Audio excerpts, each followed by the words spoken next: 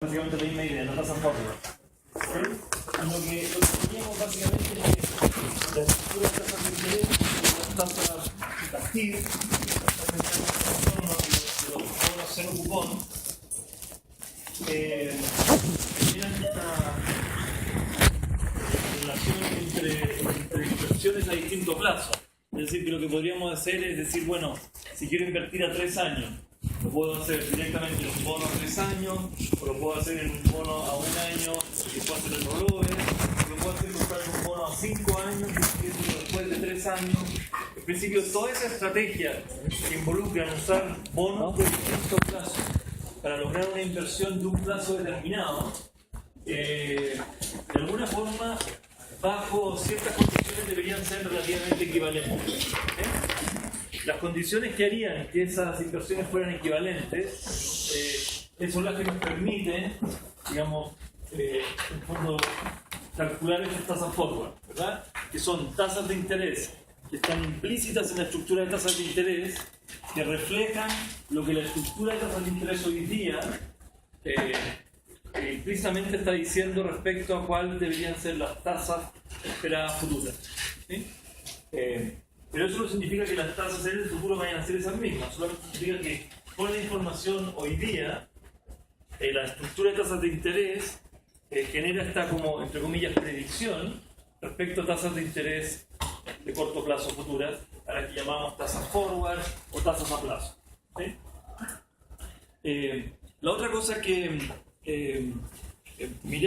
veíamos, digamos, es bueno, ¿cómo asegurar la tasa hoy? Hicimos un ejemplo. Ese es un típico, digamos, aprovechamiento de la estructura de tasas de interés o de financiamiento o deuda a distintos plazos para poder garantizar hoy día, en una fecha actual, el valor de una tasa de interés en el futuro. De nuevo, eso sería como el equivalente a la tasa forward o la tasa a plazo. ¿Sí?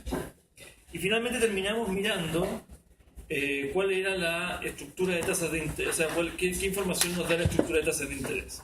Entonces, bajo la hipótesis de expectativa, lo que debería ocurrir básicamente es que cualquier alternativa de inversión a un determinado plazo, con instrumentos básicamente del mismo emisor, o sea, del mismo riesgo, por ejemplo, instrumentos del Banco Central, deberían ser todas equivalentes. Es decir, debería ser lo mismo invertir en un bono de largo plazo, comprarlo hoy y venderlo mañana o venderlo en 2 años, las rentabilidades que voy a obtener, esos retornos por periodo que voy a obtener, serían equivalentes a comprar directamente el instrumento para ese plazo determinado.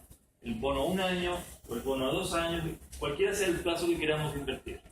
¿Sí? Es decir, que bajo la hipótesis de expectativa no hay riesgos adicionales que estemos exigiendo compensación por invertir en bonos de largo plazo o en bonos de corto plazo. Básicamente el mercado entiende, bajo esta hipótesis, entendería que los bonos de distinto plazo no generan mayor o menor riesgo. El único riesgo relevante sería el riesgo del emisor, ¿verdad? Y en el caso de la estructura de tasas de interés básica, el riesgo del emisor es cero, que son los bonos cero cupón libres de riesgo, ¿verdad? Entonces, cuando eso ocurre, la estructura de tasas de interés tiende a mantenerse plana, ¿verdad? Es decir, en general, lo que debería ocurrir es que las tasas de interés tiendan a igualarse en distintos periodos, para distintos plazos. La tasa del bono a 1 año debería ser la misma que la tasa del bono a 2 años, a 3 años, porque no hay nada que me diga que hay riesgos distintos por ser un bono de corto plazo o de largo plazo. Eso es bajo la hipótesis de expectativa. Evidentemente, la estructura de tasas de interés se va a estar moviendo por distintas cosas, ¿no? Por ejemplo, cuando el Banco Central modifica su política monetaria a través de la oferta de liquidez en el mercado, lo que afecta normalmente al Banco Central es una tasa de interés de muy corto plazo. En general es lo que llamamos la tasa diaria interbancaria, ¿sí? Lo que básicamente el Banco Central hace es que le dice a los bancos, supongo que esto de alguna manera lo han visto en macro, pero si no da un poco lo mismo. La manera que el Banco Central hace política monetaria, en general, es la siguiente. Le dice a los bancos comerciales de la plaza, digamos, de Chile, le dice, mire, si usted necesita plata y necesita que alguien le preste, llámeme, yo le prestaré, pero le voy a prestar a esta plata, a esta tasa. Entonces, los bancos saben que si necesitan plata, generalmente primero le piden prestado a otros bancos o a otra gente, y al final, si no quieren, o lo que le está ofreciendo el mercado es muy caro, acuden al Banco Central. Por tanto, cuando el Banco Central sube la tasa de interés que le cobran los bancos, entonces los otros bancos también suben la tasa de interés. Todo el mundo sube la tasa de interés. Pero eso es una tasa de interés diaria, muy corto plazo, ¿verdad? Entonces, por ejemplo, pudiera ocurrir, quizás aquí me alejo un poco del tema, pero si el Banco Central sube la tasa de interés diaria, entonces la estructura de tasas de interés va a levantar la parte baja, ¿verdad? No necesariamente va a afectar las otras tasas, eso puede tomar tiempo. Entonces, en el tiempo yo puedo observar, y le mostré varios gráficos el otro día, como la estructura de tasas de interés, como que sube, baja, va cambiando la forma que tiene, ¿verdad? Lo que la hipótesis de estructura de tasas de interés nos dice es que si yo observo una estructura de tasas de interés como la que está ahí dibujada en negrita, ¿sí? Es decir, si yo observo una estructura de tasas de interés así, lo que la estructura de tasas de interés me dice es que las tasas de corto plazo van a empezar a subir, ¿verdad? Porque se acuerdan que cuando las tasas de interés, las TIR, van subiendo, las tasas forward están por aquí arriba. Es decir, que las tasas de interés de corto plazo, futuras, deberían ir al alza. Eso es lo que el mercado, eso es lo que la estructura me está diciendo. De hecho, lo que va a ocurrir probablemente es que las tasas de interés de corto plazo van a subir, o sea, lo que sale en ese gráfico, la estructura va a empezar a aplanarse, porque la posición natural de la estructura de tasas de interés bajo la hipótesis de expectativa debería ser plana. Lo que pasa es que se mueve por cosas que pasan en el mercado, pero cada vez que cambia su posición, voy a poner así para que se vea, si la estructura está plana y de repente se levanta, entonces lo que va a ocurrir es que las tasas de corto plazo van a empezar a subir y al ir subiendo la estructura de tasas, o sea, las tasas de interés de corto plazo va a volver a aplanarse, ¿verdad? O sea, va a tratar de recuperar su posición natural que es plana. Por supuesto, si pasan nuevas cosas, va a volver a moverse, ¿no? O sea que nunca la vamos a ver plana, pero el movimiento natural de la estructura es recuperar esa posición plana, ¿sí? Entonces, aquí lo que en este caso quiero mostrarles es que normalmente lo que va a ocurrir es que si la estructura tiene pendiente positiva, bajo la hipótesis de expectativas, lo que va a ocurrir es que las tasas de interés de corto plazo van a subir más fuerte, las tasas de interés de largo plazo van a subir, pero van a subir menos, y la estructura va a tender a aplanarse. Va a haber un alza generalizada de tasas de interés, pero por supuesto las tasas de interés de corto plazo van a subir más que las de largo plazo. Eso es lo normal. Si observáramos una estructura de tasas de interés con pendiente negativa, básicamente el efecto que está prediciendo es un efecto contrario. Si la estructura va así, lo que va a decir es que las tasas de interés de corto plazo van a empezar a bajar, las de largo plazo también, pero menos, y de a poco la estructura se va a aplanar, ¿verdad? Eso significa que, en general, uno debería observar una mayor volatilidad en la parte corta. Decimos que esta es la parte corta de la estructura, donde están las tasas de interés de corto plazo, una mayor volatilidad en la parte corta de la estructura de tasas que en la parte larga. Es decir, las tasas de interés de los bonos de largo plazo tienden a moverse menos que las tasas de interés de los bonos de corto plazo. ¿Okay?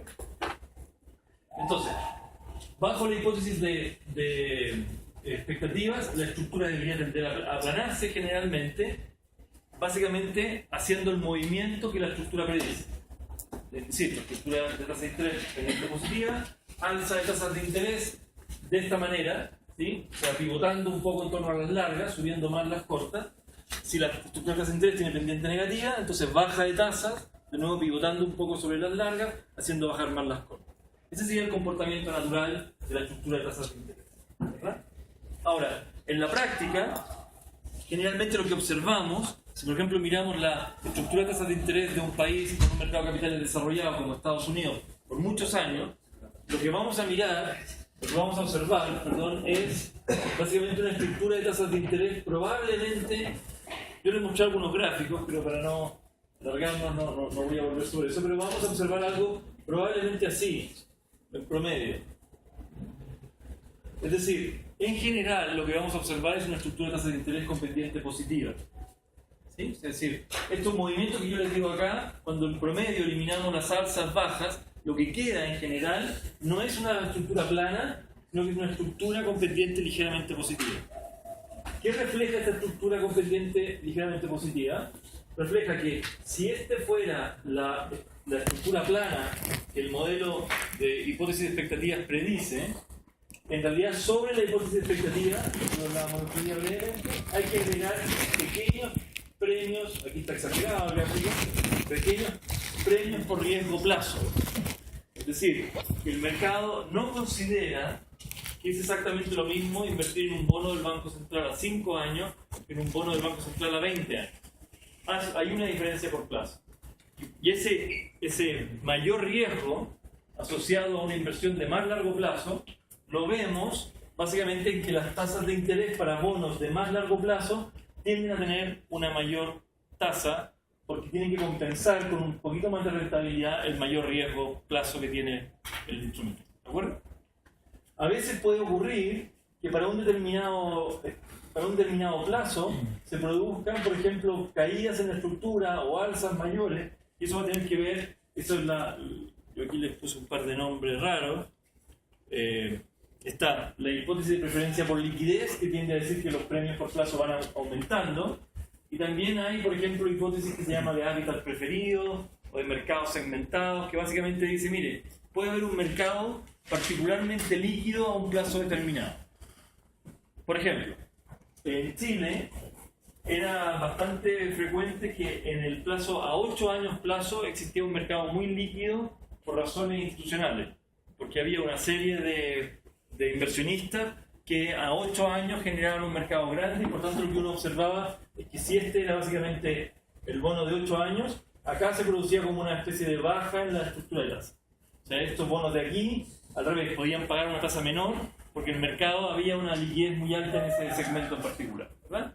O, por ejemplo, pudiera ser que de un plazo determinado en adelante, por ejemplo, de 20 años en adelante, la estructura se aplane mucho, porque este tipo de instrumentos son todos muy atractivos para las compañías de seguros, para los fondos de pensiones, y entonces ellos no le exigen un aumento mayor en la tasa de interés, y por tanto la tasa de estructura se aplana, ¿sí? Nosotros no vamos a ser expertos en este curso en estructura de tasa de interés, ¿no? Porque es un curso ya más especializado sobre renta fija, pero lo importante es intuitivamente entender que la estructura de tasas de interés refleja las condiciones de mercado, y a partir de lo que la estructura de tasas de interés nos muestra, podemos de alguna manera tener una proyección educada de cómo se van a mover las tasas de interés en el futuro. Esto no es fácil, porque yo, si veo una estructura de tasa de interés con pendiente positiva, no necesariamente estoy seguro cuánto es una predicción respecto a alza en tasa de interés y cuánto es sencillamente un premio por plazo. No sé si queda claro. O sea, si yo observo que la tasa del bono a 5 años es mayor que la tasa del bono a 1 año, puede ser en parte porque el mercado cree que las tasas de interés van a subir, o puede ser en parte porque hay una exigencia de tasa adicional al bono de 5 años porque es de mayor plazo, ¿verdad? Es una combinación de ambos efectos. Entonces, para terminar con esta idea, ¿qué es lo que hace la gente que opera en una mesa de dinero de renta fija? Lo que hace es que estiman modelos de la estructura de tasas de interés tratando de encontrar cuál es la posición natural de la estructura de tasas de interés. Y entonces lo que ven es cuando si esta fuera la estructura natural, incorporando el premio por liquidez, entonces si la estructura, el fondo se levanta o se aplana más o se levanta más que eso, entonces yo puedo predecir que las tasas de interés van a subir o van a bajar. Bueno. Pero para cerrar este tema, la estructura de tasas de interés es el elemento fundamental para tomar decisiones de inversión en renta fija. Desde el punto de vista de este curso, a mí lo que me interesa básicamente es que sepan valorar bien bonos de distinta naturaleza, entiendan claramente el impacto que tiene un cambio en la tasa de interés sobre el valor de un bono, ¿verdad?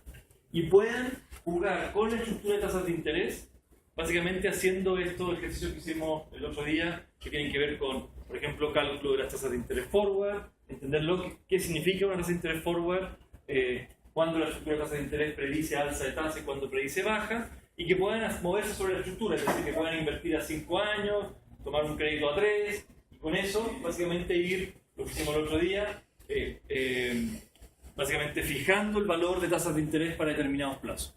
¿Sí?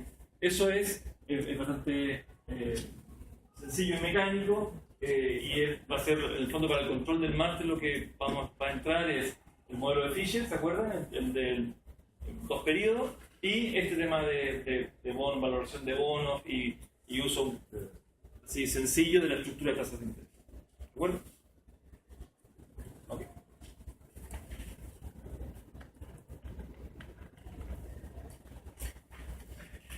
¿Por qué es importante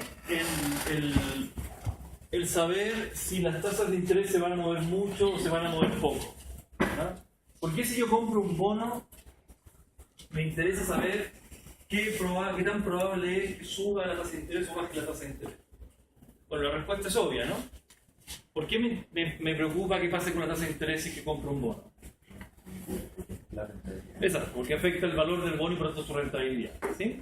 Acuérdense, si las tasas de interés suben, en general los precios de los bonos caen, la rentabilidad va a ser mala, las tasas de interés bajan, los precios de los bonos suben, la rentabilidad por periodo va a ser buena. Entonces, como inversionista en bonos, me interesa mucho entender qué es lo que pasa, qué es lo que mueve las tasas de interés, sobre todo cuál es el efecto esperado de las variaciones en las tasas de interés sobre el valor del bono. En este cuadrito les muestro un ejemplo, digamos, de qué es lo que pasaría. El cuadro está construido de la siguiente manera. Hay 5 bonos distintos, ¿verdad? Y para todos ellos voy a suponer que la TIR es 6%. O sea, es básicamente como que la estructura de tasa de interés fuera plana. ¿Sí? 6% para todos los bonos, independientemente de si vencen en 10 años, o en 1 año, o en 30, etc. 6% para todos. ¿Qué pasaría si la tasa de interés, la TIR de mercado, la TIR de ese bono, de cualquiera de esos, sube de 6 a 7%? ¿Sí? Es decir, sube un punto. Aquí en la jerga de finanzas, normalmente con las tasas a veces se produce confusión, ¿verdad? Si yo digo que la tasa de interés es 6%, ¿verdad? Y sube a 7%, lo que estamos diciendo es que hay dos maneras de decir esto: aumentó, ¿verdad? ¿Cómo le llamamos eso? Bueno. O sea, que podría ser un punto porcentual, ¿verdad? O 100 puntos base, ¿verdad? O yo podría, eso no se usa en general, pero así conceptualmente, como ingenieros comerciales, nos damos cuenta de que, en el fondo, 7% respecto a 6% implica un determinado aumento porcentual. O sea, que subió en un tanto por ciento, ¿verdad? Pero eso no se usa porque un poquito confunde. Entonces, decimos, sube un punto porcentual, que equivaldría a algo así como el 15% más o menos, ¿verdad? Calculamos el porcentaje de aumento que eso representa. ¿Okay? Entonces, lo que estamos diciendo aquí es que la tasa está en 6, subir un punto porcentual evidentemente no es lo mismo si la tasa es 6% que si la tasa es 10%, ¿verdad? En un caso la tasa sube un 15%, en otro caso la tasa solamente sube un 10%. Entonces, pero si sube un punto porcentual partiendo de 6, aquí ustedes pueden verificar este cálculo. Lo que estoy mostrando es el cambio en el valor del bono para cada caso. Es decir, si yo tengo un bono que promete un solo pago en t igual 1, ¿sí? Es decir, acuérdense como hacemos esto, estamos en 0, este sería 1, entonces promete pagar un peso acá, la tasa de interés es 6%, esto me dice el valor del bono hoy día, ¿verdad? La tasa de interés sube repentinamente a 7%, es este mismo peso, pero ahora descontado el 7%, eso va a implicar una caída en el precio del bono. La caída en el precio del bono es 0.9%, ¿verdad? O sea, lo que pasó en términos así, números gruesos, es que la tasa de interés subió un 15%, el valor del bono cayó en un poco menos del 1%. ¿Sí?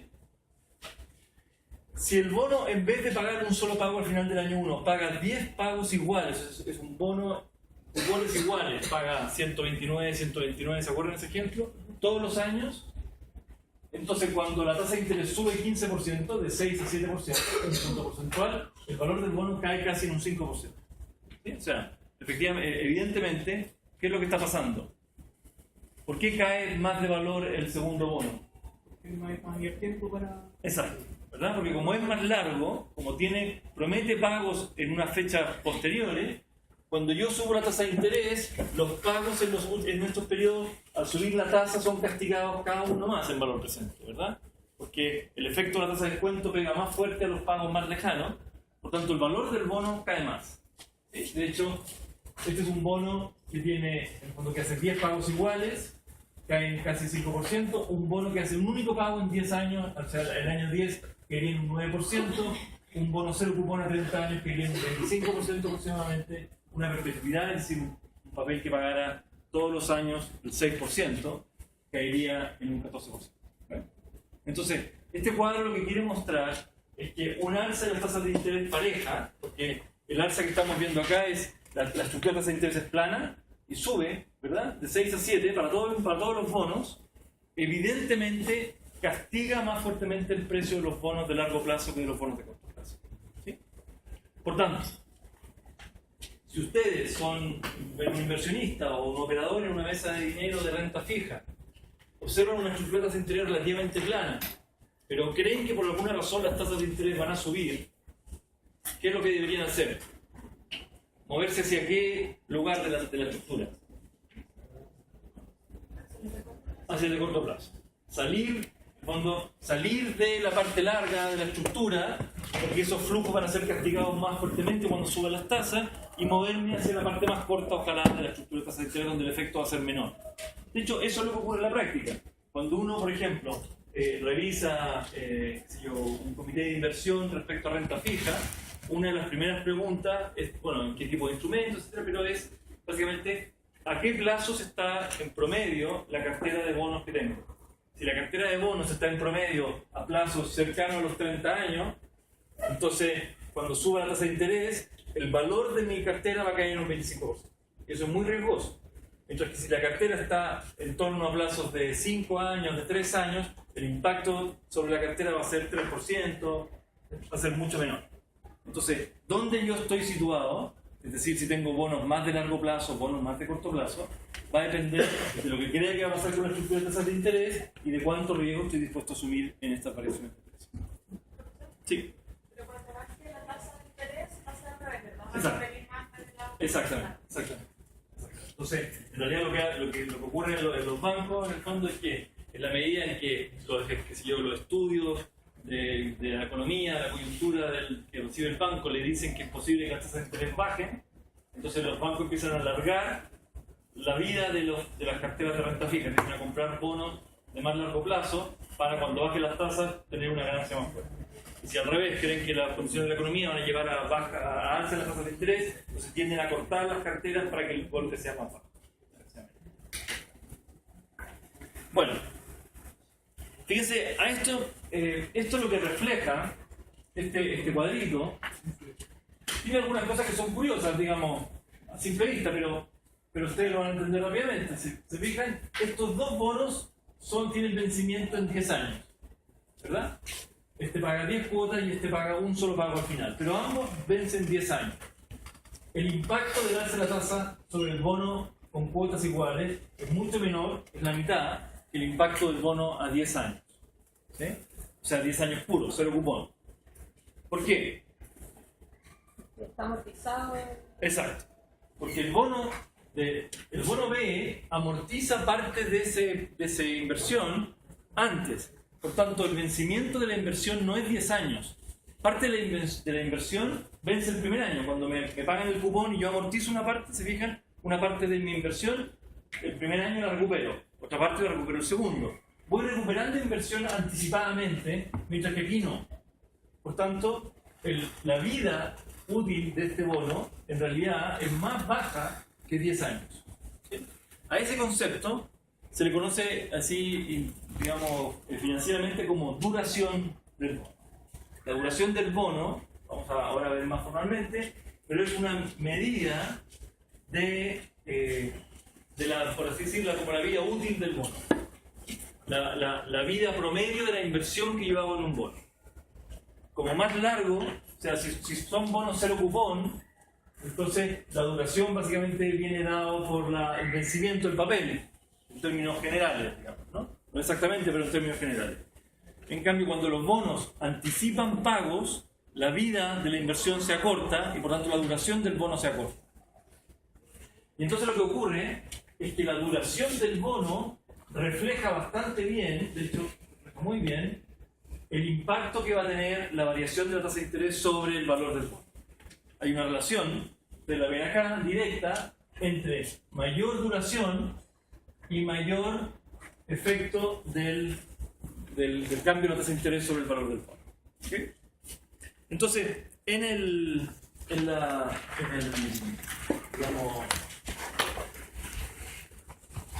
las mesas de dinero, digamos, el mundo de inversiones en renta fija, una de las variables que define el tipo de inversión que estoy haciendo es la duración del bono.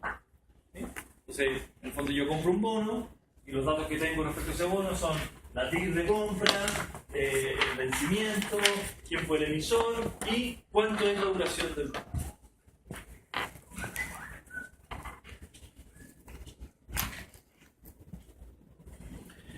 La duración entonces sirve para hacer comparaciones de riesgo entre bonos. ¿De qué tipo de riesgo? Bueno, riesgo a cambios en la tasa de interés.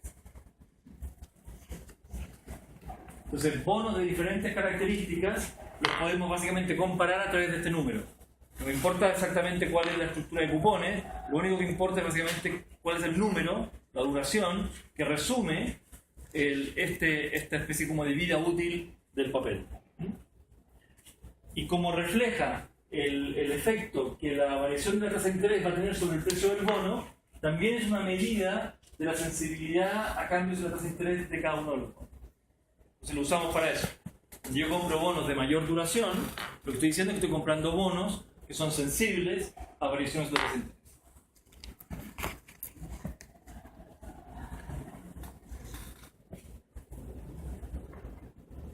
La duración es, a mí me parece que la descripción más intuitiva es esta idea de madurez efectiva, ¿no? Tiempo que en promedio le queda al bono para madurar.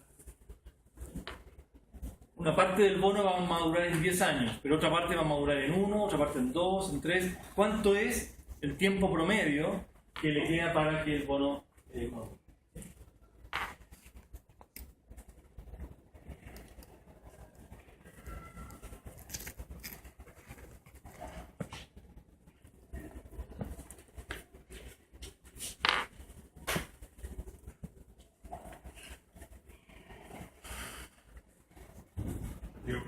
Sí.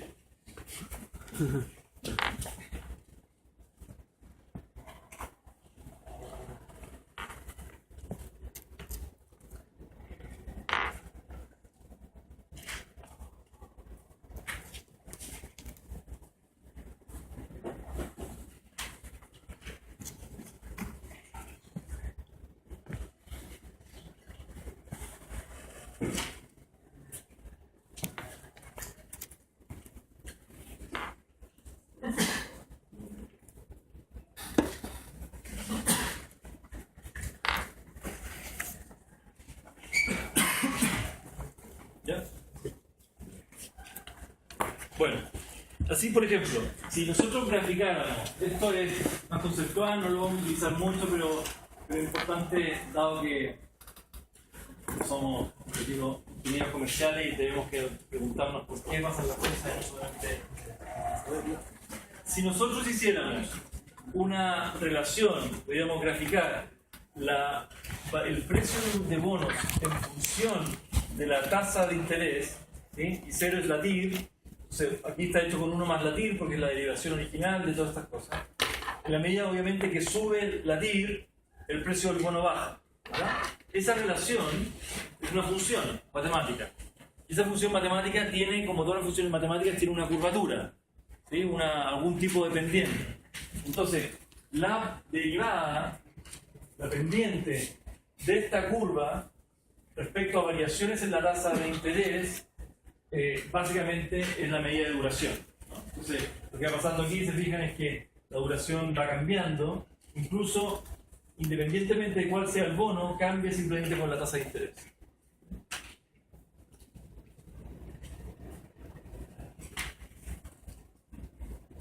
Esto no lo vamos a usar mucho, pero es para que conceptualmente sepan de dónde viene esto. En el fondo, si yo pudiera, se puede fácilmente generar una función matemática que relacione el valor de un bono con su tasa de interés es una función, digamos, con suma de muchos términos, digamos, de distintas exponentes, una función tipo exponencial. Esa función, a medida que yo voy cambiando la tasa de interés, va a ir modificando el valor. Bueno, la primera derivada de esa función, que es una especie de elasticidad, me va a ir diciendo qué tan sensible es el precio del bono a movimientos de la tasa de interés para distintos niveles de tasa de interés.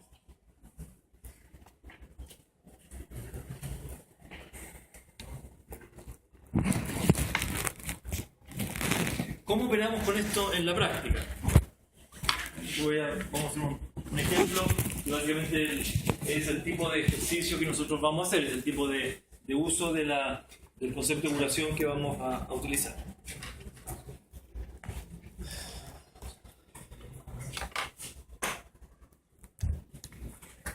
¿Está? Ok. Son las 12:05.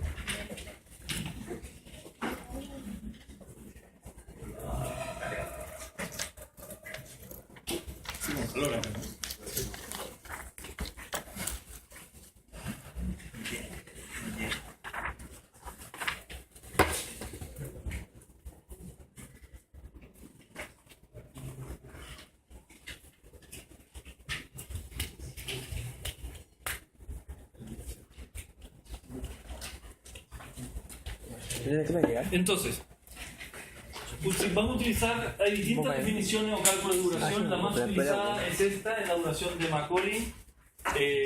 La duración de Macaulay es básicamente utiliza este concepto de madurez efectiva, y básicamente lo que hace es que calcula la duración en función de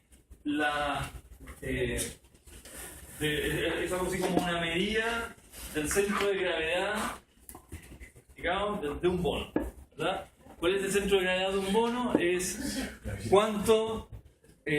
cuánta plata, o en promedio en qué lugar vence la mayoría de la plata del bono, ¿verdad? Como dónde está el peso. Si pensamos en un bono, el que el tamaño del flujo de caja es como cada uno, si el flujo de caja es más grande pesa más. Entonces, ¿dónde está el centro de gravedad de esta barra con muchos pesos? Entonces, veámoslo así intuitivamente usando este mismo concepto. Y después vemos una aplicación directa, ¿sí? Entonces, supongamos un bono cualquiera. No siempre conviene hacer la línea de tiempo. 5 años, por ejemplo, ¿ya? Y supongamos que el bono paga, qué sé yo, 100 aquí, 100 acá, 500 aquí, 200 acá y 1200 aquí. No tiene mucho sentido, pero supónganse que esos son los flujos de caja, porque la duración la podemos utilizar para cualquier cosa, no solamente para bonos, para cualquier flujo de caja.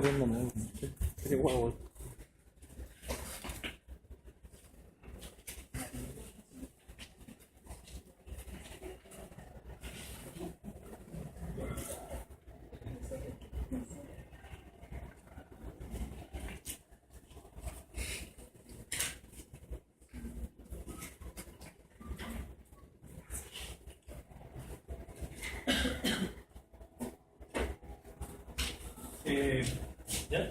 ¿Sí? Para no explicar nada mientras termino.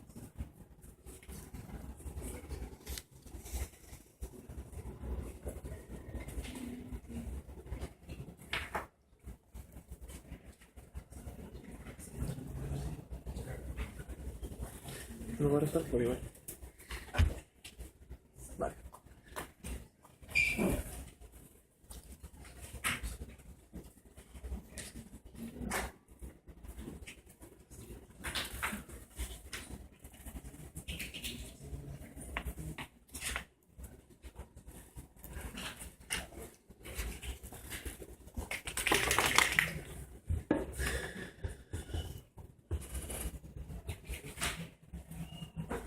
Ok, miren, supónganse que esto es una barra en que le hemos puesto pesos en distintos puntos, ¿verdad? A igual distancia unos de otros, y que cada una de estas cosas representa no plata, sino que kilos. O sea, aquí hay una bolsa con 100 kilos, aquí una con 500, etc. Entonces, si la idea así conceptual es, ¿en qué punto yo tendría que apoyar esta barra para que se mantuviera en equilibrio? ¿Verdad? Entonces, ¿dónde alojo? ¿Dónde va a estar?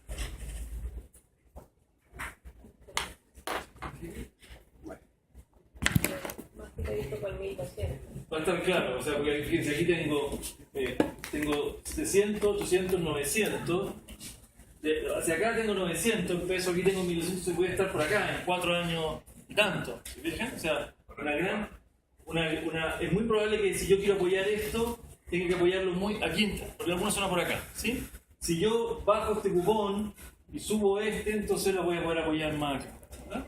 La idea de la duración es pensar básicamente dónde se concentra la masa principal de pagos de este bono.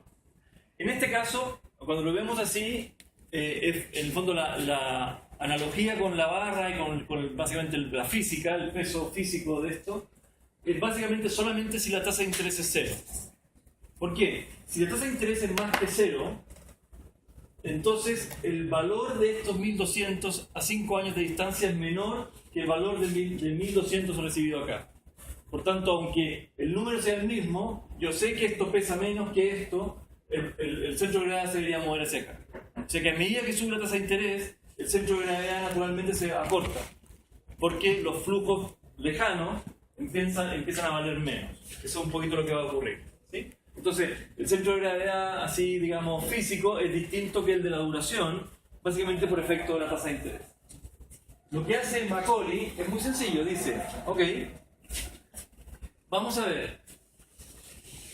Fíjense, flujos de caja en T. Estos son los flujos de caja en T. Entonces lo que voy a hacer para calcular la duración de esto, es decir, bueno,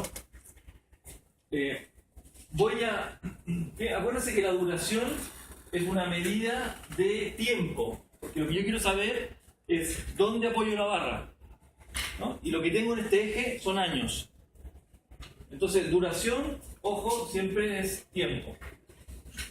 Típicamente años. Entonces, para calcular la duración, lo que vamos a hacer es calcular un promedio ponderado de años, 1, 2, 3, 4, 5. ¿Ponderado por qué? Exacto, por la cantidad de plata que recibo en ese periodo, por el flujo. Pero no por el flujo solo, sino que por el flujo descontado, para tomar en cuenta que como más lejano sea el flujo, menos vale, ¿verdad? Entonces lo que tenemos en esa fórmula es básicamente una sumatoria.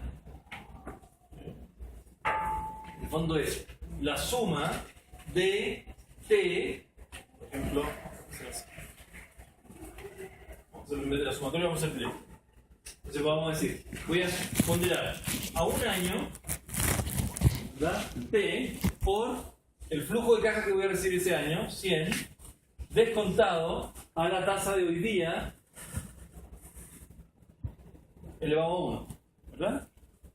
Más 2 años, que es el siguiente, digamos, flujo que recibo, ponderado por la masa de plata que recibo ese año, 100, pero ajustado por la tasa de interés y el plazo en el cual ves. ¿Se fijan? Entonces, la suma de todo esto es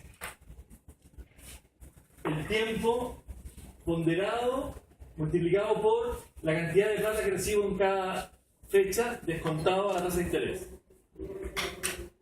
Y entonces para calcular el tiempo promedio, lo que hago es que, en el fondo, cada uno de estos son proporciones del valor del bono, lo divido todo esto por el precio del bono, ¿verdad? Y entonces, 100, eso implica que, en este caso, 100, en nuestro ejemplo, dividido por 1 más I, rho 1, dividido por P, es el W1, ¿eh? Es el primer ponderador que aparece. WT, proporción del valor del bono que representa el valor presente del flujo de caja accidente. Esos son ponderadores que ponderan, ¿qué cosa? Ponderan plaza, ponderan tiempo, la duración en medida de tiempo.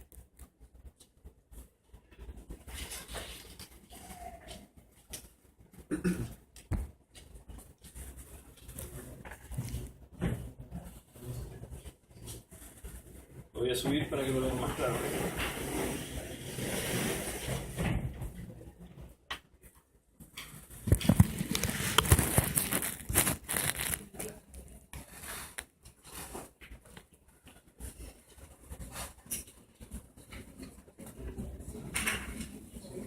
Entonces, yo me dan un bono, yo hago el monito, el esquema de los flujos de caja que el bono va a pagar,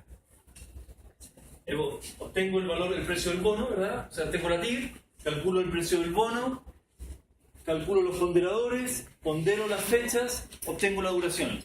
Una vez tengo la duración, multiplico la duración por la variación en la tasa y eso me dice cuánto va a cambiar el precio del bono.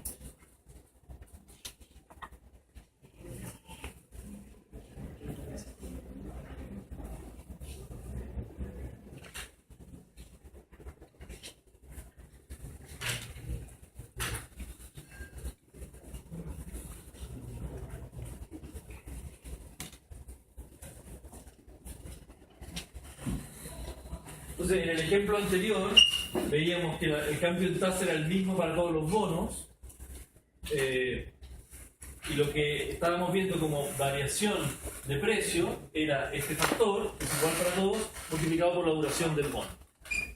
Entonces, los papeles cuyo precio cae menos cuando sube la tasa de interés, tienden a tener menor duración que los que caen más. Esa es una relación directa.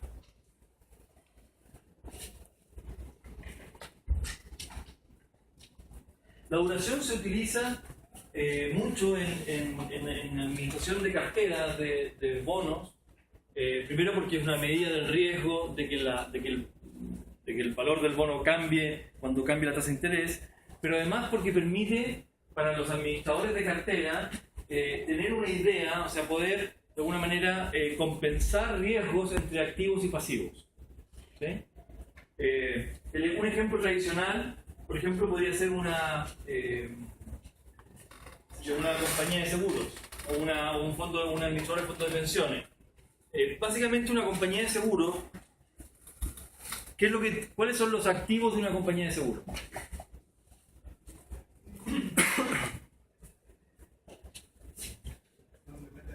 Sí, la plata que tiene, ¿verdad? O sea, la gente que toma un seguro, lo que hace es que le paga unas determinadas primas a la compañía de seguro, ¿verdad? Ese dinero la compañía lo cobra, paga los gastos y el grueso de ese dinero lo invierte en distintos tipos de activos.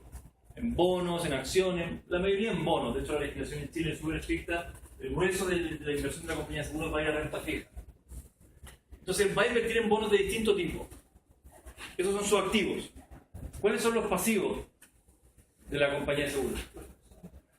O sea, las deudas, o sea, lo que tendría que pagar a las personas a medida que esas personas se mueran. Por ejemplo, si son simplemente seguros de vida. O a medida que los autos de esas personas choquen. O a medida que, por ejemplo, si es un seguro que tiene ahorro, a medida que se cumpla el plazo del ahorro que se había pactado. Entonces, si es una compañía de seguros de vida, lo más probable es que la vida de su pasivo sea relativamente larga, ¿verdad? Porque la gente, en el fondo, si yo, básicamente, el buen negocio de una compañía de seguros es asegurar a gente sana y joven, cobrarle caro y esperar que no se mueran nunca, en el fondo, ¿verdad? Bueno, entonces, la obligación que se genera, el pasivo que se genera, en teoría es de muy largo plazo. Pero ¿cuánto plazo tiene? Bueno, depende de la población. Entonces la compañía de seguros lo que hace es este análisis actuarial y dice, bueno, estos son nuestros seguros que tenemos. Tantos hombres, tantas mujeres, tales edades, tales perfiles de riesgo, etc. Y eso le da una idea de cuánto, en el fondo, cuánta plata debe y a qué fecha la debe. Y eso lo que trata de hacer es igualarlo a la duración de la cartera de activos que tiene. Entonces, si un fondo de pensiones espera que pase el grueso de su desembolso en 25 años más, lo que debería hacer es invertir el grueso de sus activos en activos a 25 años. ¿Por qué? Porque cuando sube la tasa de interés, el valor del activo va a caer, pero el valor de la deuda también va a caer, el pasivo también. Entonces, desde el punto de vista de la compañía, no va a haber ninguna pérdida de patrimonio. A ese proceso se le conoce como inmunización. Inmunizar una obligación eligiendo una cartera de renta fija que tenga una duración similar a la del pasivo. Inmunizar.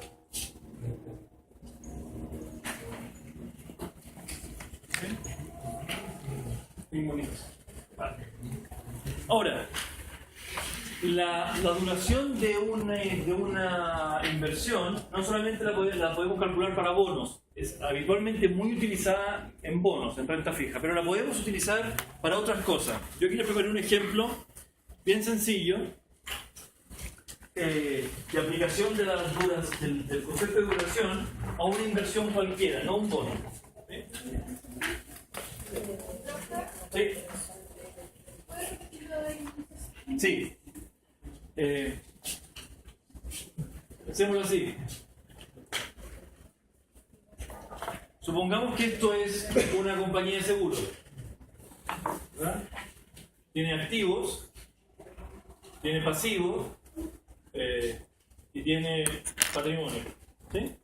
Entonces, el valor de esta, si esto es una cartera básicamente de instrumentos de renta fija, los activos de la compañía de seguros van a aumentar de valor o disminuir de valor a medida que la tasa de interés se mueva, ¿verdad? Para una compañía de seguros, por ejemplo, una alza repentina en la tasa de interés puede implicar una caída en el valor de sus activos muy fuerte, ¿verdad? Por el riesgo de tasa de interés.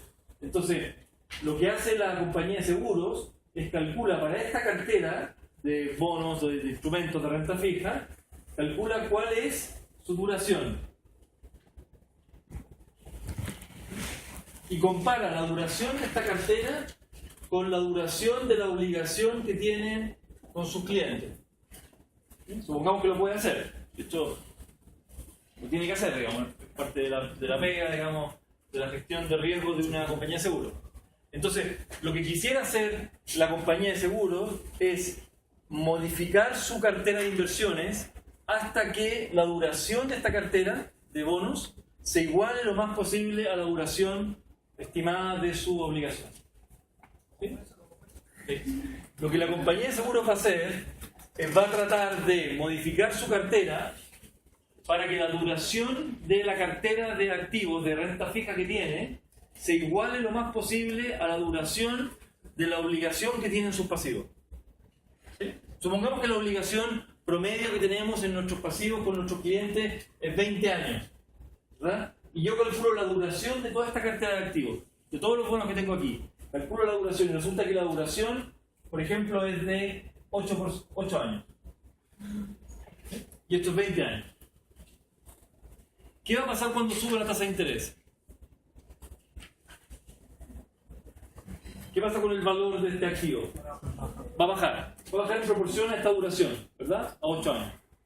¿Qué va a pasar con el valor de las deudas, de los pasivos de la compañía?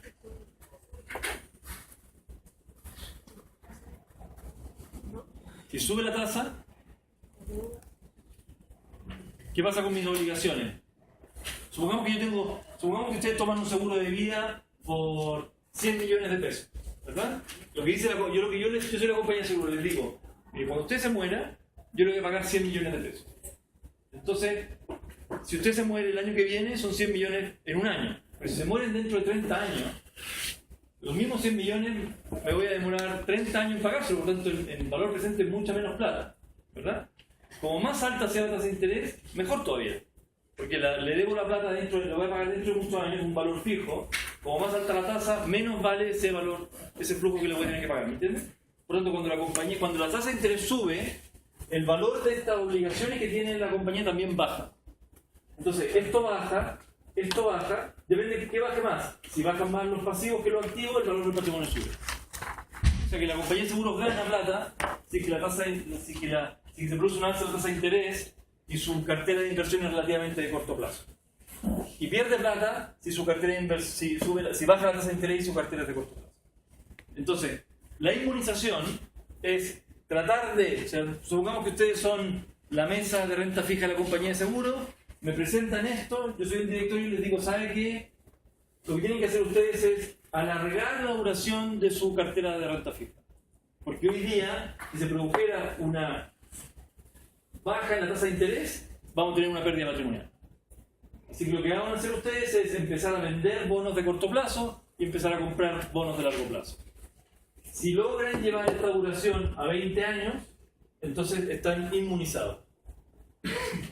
Porque la duración de activo y pasivo es la misma, variaciones de tasa de interés van a afectar a ambos por igual, el efecto residual sobre el patrimonio va a ser cero.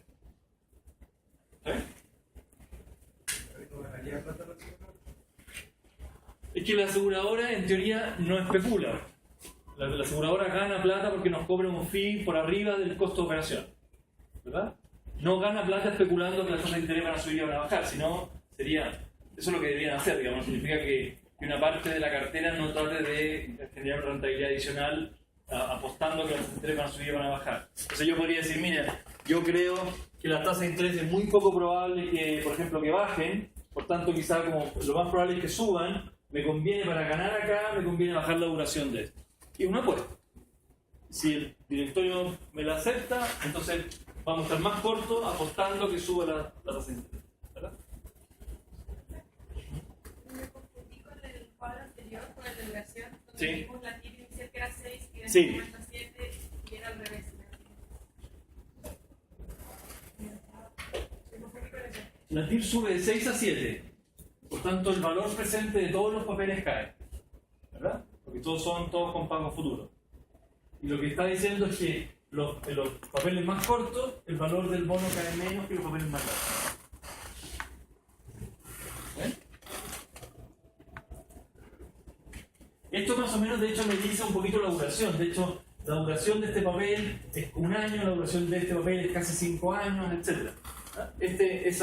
Ese valor es, de hecho, muy cercano a la duración efectiva del bono. Veamos este ejemplo, para que vean que en la práctica esto es muy sencillo. Supongamos que estamos evaluando una inversión. Nosotros somos una empresa, esto no son bonos, es una inversión cualquiera, es un proyecto, ¿verdad? Y el proyecto es un proyecto bastante sencillo.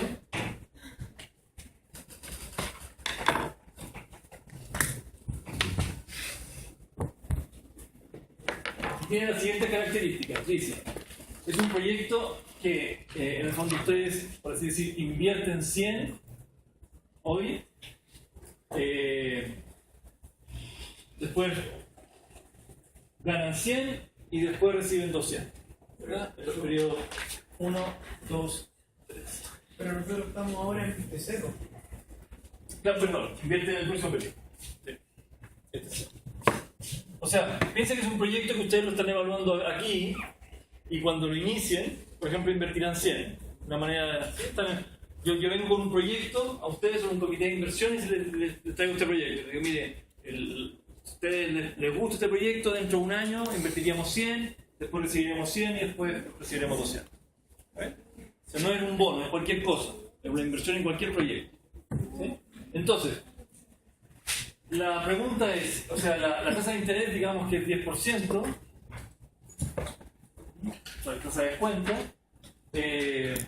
y lo que nos piden básicamente es cómo cambia el valor del proyecto, el valor presente neto del proyecto, cuando, si cambia la tasa de interés hoy día. ¿No? O sea, en el fondo, evaluamos un proyecto y lo evaluamos a la tasa del 10% hoy día, nos dio un valor presente neto positivo.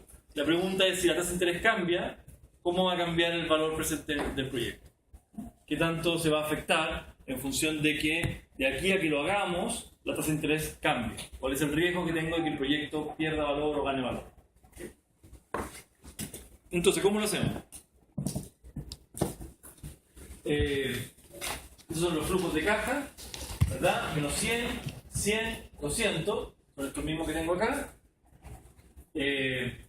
Lo que vamos a hacer ahora es básicamente usar esos flujos de caja para ponderar los distintos T, el T1, T2, T3, por eso que el resultado es básicamente 1 por menos 100, 2 por 100, 200, 3 por 200, 600, ¿verdad?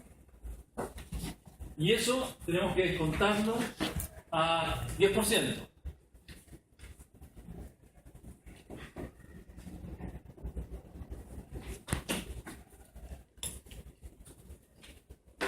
¿Sí?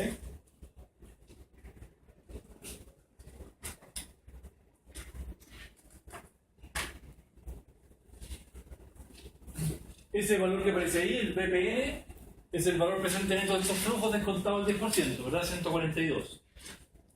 Entonces, yo tomo el primer flujo, que es menos 100 por 1, descontado menos 90, lo divido por el valor del bono, me da 0,64. O sea, esa tablita lo que hace es que hace por etapas el cálculo que antes pusimos en una pura ecuación, ese cálculo de arriba. De tal manera que la duración del primer flujo, que es negativo, es negativa. La duración del segundo flujo es 1.16, la duración del tercer flujo es 3.17. La duración del valor presente neto, o sea, del proyecto, es la suma de todos esos factores, de todos esos términos, es 3,7.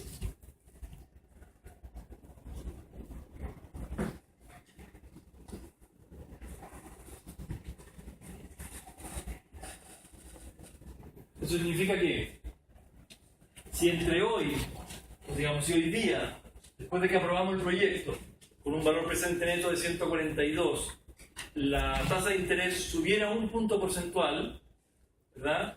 Entonces tendríamos un punto porcentual de alza de tasa de interés respecto a la duración de 3.7. Acuérdense cómo calculamos el efecto en precio. Voy a volver atrás para que lo vean acá. Tenemos la duración que hemos calculado, la vamos a multiplicar por el cambio en la tasa dividido por 1 más la tasa. ¿Sí? Entonces lo que tenemos es una duración de 3,70 multiplicada por el cambio en la tasa, que es de un punto porcentual, dividido por 1 más la tasa es 10, dividido por 1.1.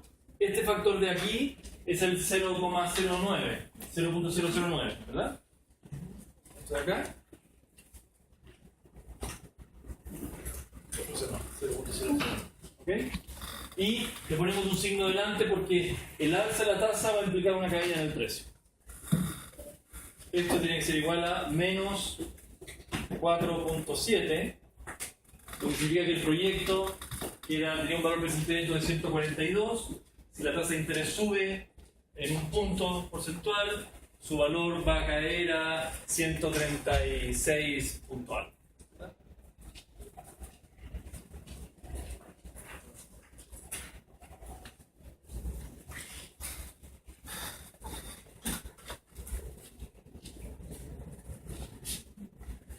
Evidentemente, si el proyecto fuera más largo, tuviera flujos de caja más lejanos, entonces tendría una duración mayor, el aumento de la tasa de interés tendría un impacto mayor sobre el valor del proyecto.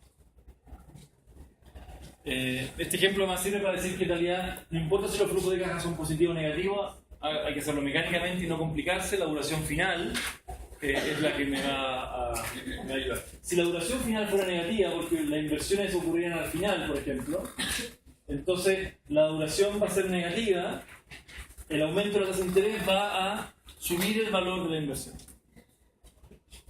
y no bajar.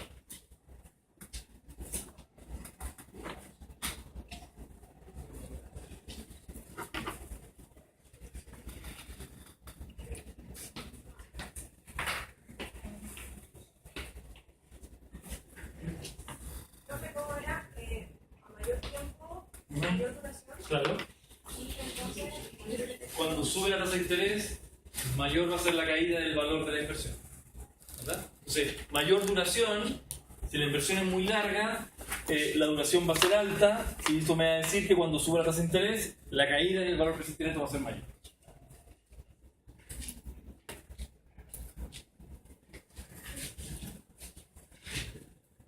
¿Ahí tiene qué? ¿Sí, la aquí? ¿Ahí tiene qué? Profe, Sí. cuando sube la tasa de interés, mayor la caída en qué? En el precio. El valor, digamos, en el caso de esto, en el valor presente de la inversión. ¿Sí? En el precio del bono, o si en vez de un bono es un proyecto, entonces lo medimos como valor presente o como valor presente neto en función de lo que estemos calculando, ¿verdad? ¿Una vuelta?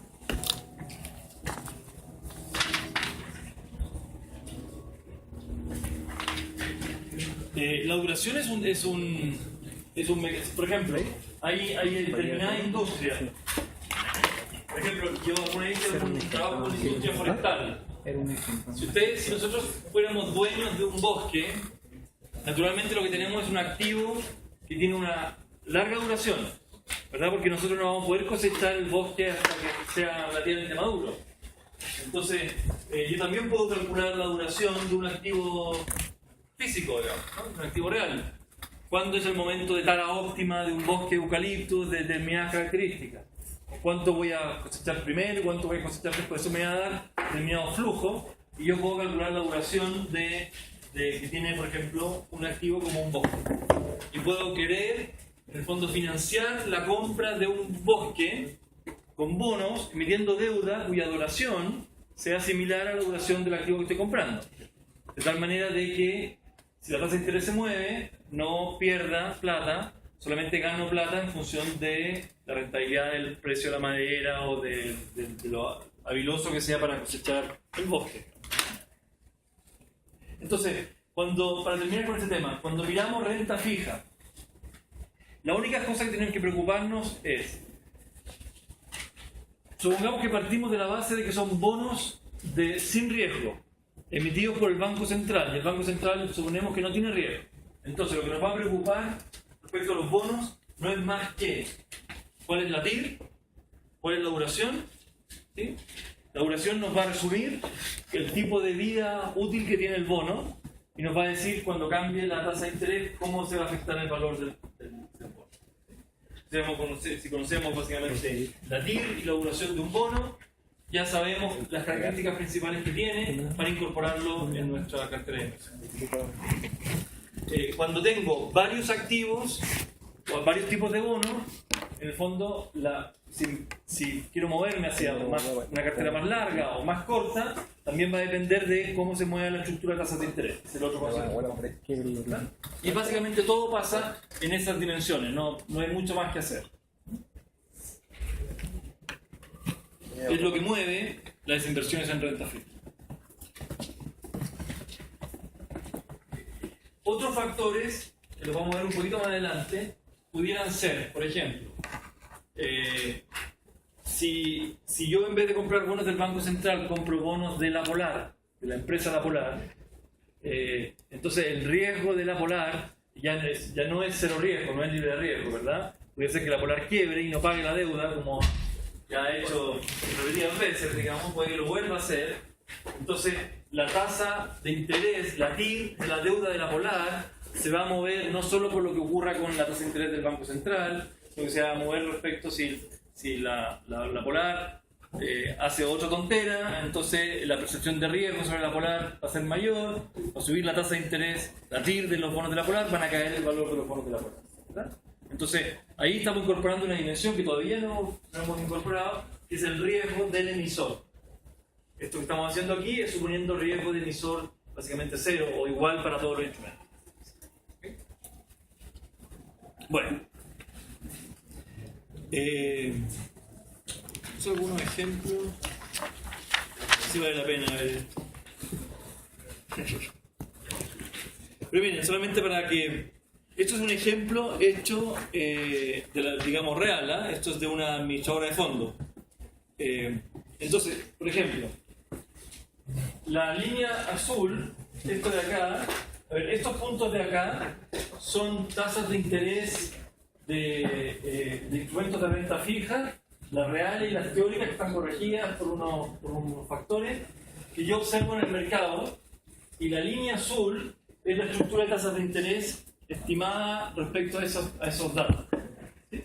Entonces, lo que muestra, por ejemplo, es una estructura de tasas de interés con pendiente positiva, en que los papeles de corto plazo, por ejemplo, a un año y medio, tienen tasas de descuento TIR de 2.6, 2.8, mientras que los papeles a, 8 años, tienen tasas de interés del 5%.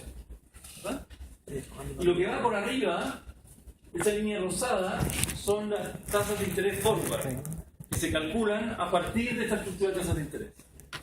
Esto le permite a la administradora de fondos tener una proyección basada en las condiciones actuales de mercado respecto a cómo se van a mover las tasas de interés de corto plazo futuras.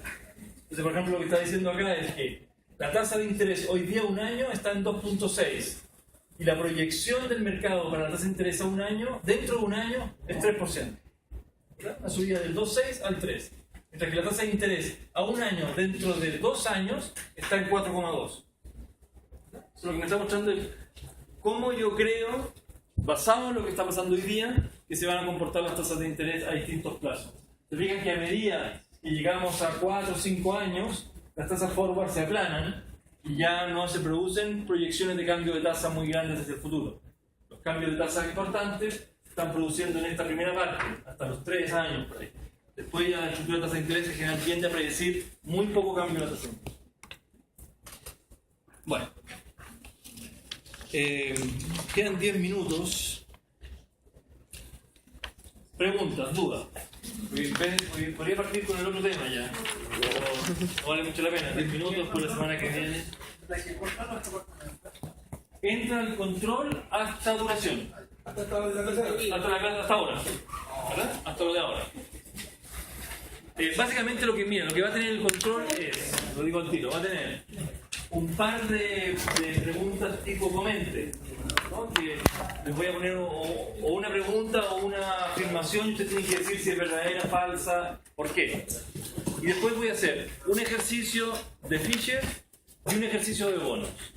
Bien directo, ¿sí? O sea, simplemente para que ustedes vean si los ejercicios que han hecho más o menos lo entienden y ganan. Es decir, doy un ejercicio de Fisher